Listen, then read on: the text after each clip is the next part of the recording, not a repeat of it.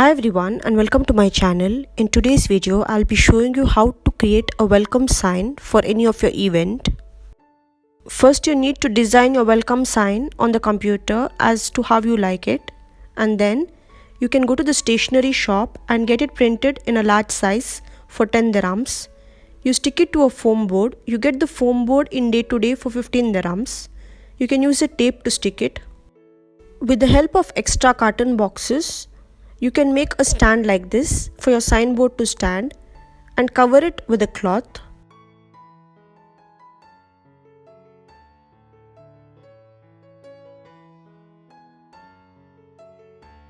We have this little space which we have made for the board to stand properly.